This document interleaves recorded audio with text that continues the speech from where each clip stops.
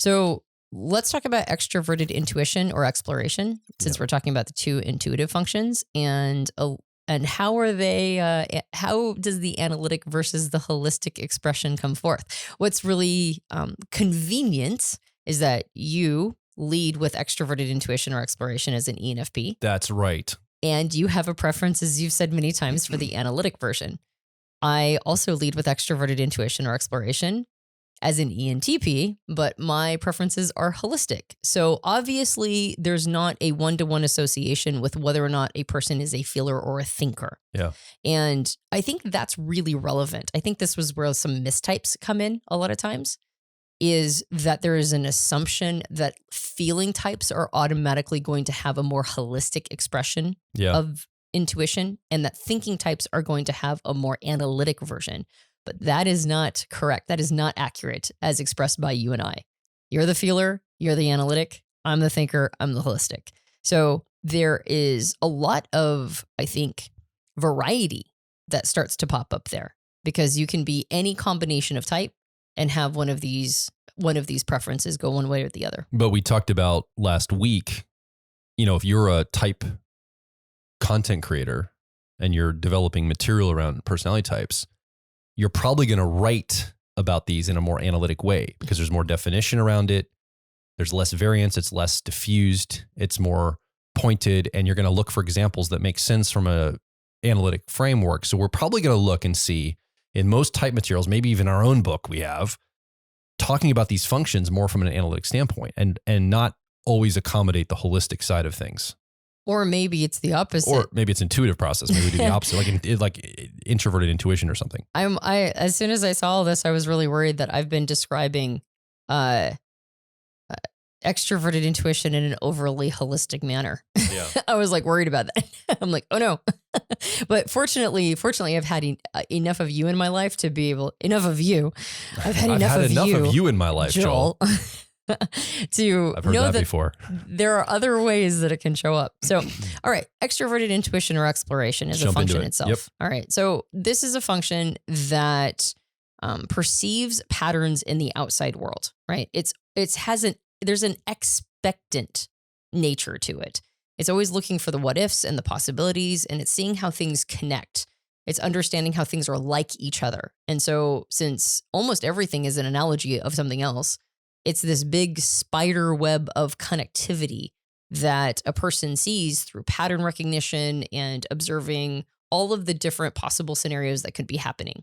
So it's not necessarily looking into the future to try to be prescient, right? It's not trying to predict the future.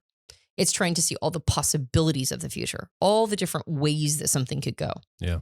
And so take that energy and now apply it in an analytic way, which is goal-oriented and assertive and trying to make something happen. This is what Dario has decided to call the marketer, all right? This is possibilities that you're trying to make happen. This is, he mentions in his new book, it's like the Barnum and Bailey circus marketer. I like to say are making happen, not just trying. Yeah. Right. Well, and that bears it out, right? That bears out the analytic nature of it. Exactly. It's like it's a possibility, and it's all these possibilities, and we're not 100% sure how it's all going to pan out, but we just know it's going to be awesome, right? So you bring a bunch of people and gather them to a circus, and it's going to be a different show every night. Right? Even if you've got something planned out, even if you've got the elephants here and the clowns here and the tightrope walker here, it's still going to be a different show every single night. It's like our quest calls. Right.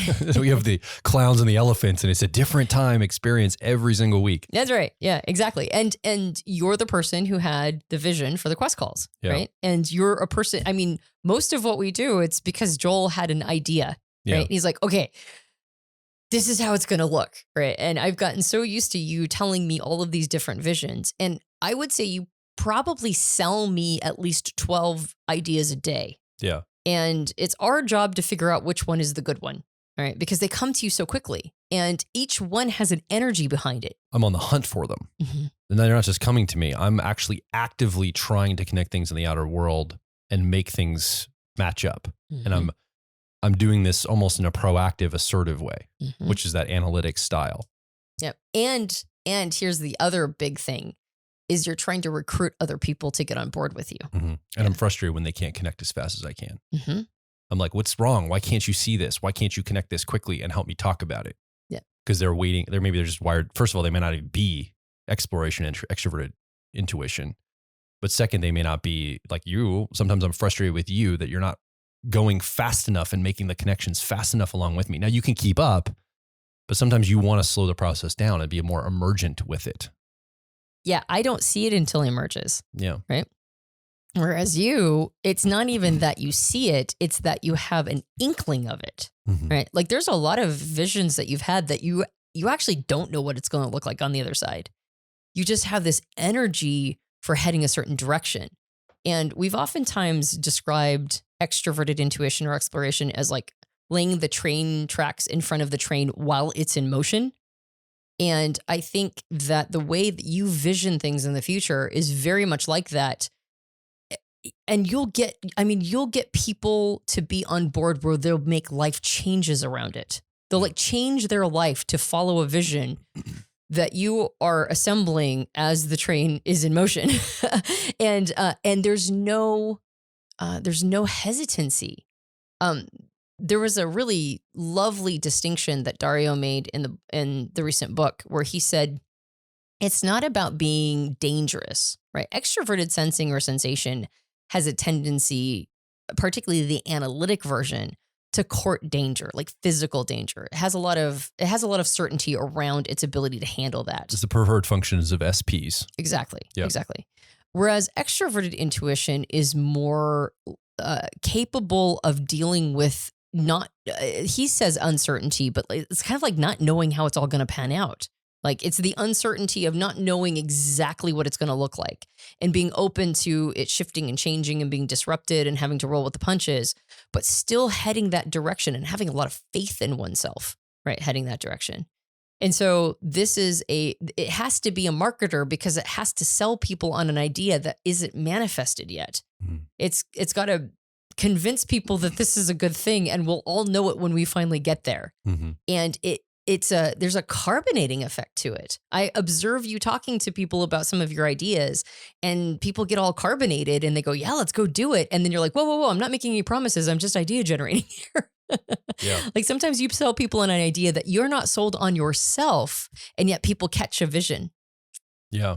Yeah, no, that's absolutely what happens all the time. And I think that point of really not exactly knowing where it's going to end up, but feeling confident in moving toward it anyway, that really resonates. Like, because I don't always know where it's going to end up. And again, we're talking about me from my very specific personal expression of this. Yes, that's true. You know, you might be in an ENP or you might be any type tuned into this. And anytime you're in the possibility thinking, your imaginative what if scenarios, what is this for you? Is this more of that assertive? You're kind of like, you're seeing something, an inkling of it. You just immediately start moving toward it. Like I take action for those inklings. I don't wait for them to all shape up. I just start getting into motion. And I've learned that the more I get into motion, the more clarity happens for me. Right. And it gets really clear as I just start to move toward it. Right. And so part of the assertiveness is it's a drawing toward the clarity that comes, right? I'm not sitting back and waiting for all the clarity to emerge in my mind before I take action. I start taking action even with the smallest gut level or pattern that I can kind of see. Mm-hmm. Yeah. And there needs to be, well, not needs to be, there is a drive behind it, right? There's there's a sense that you might not have it all figured out, but you will figure it out while in motion. Mm-hmm.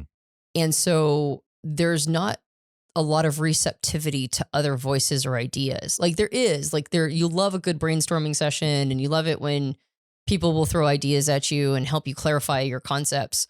But when it comes to taking action, it's really hard to derail you once you're, once you see something emerging, once you've got that purpose in front of you.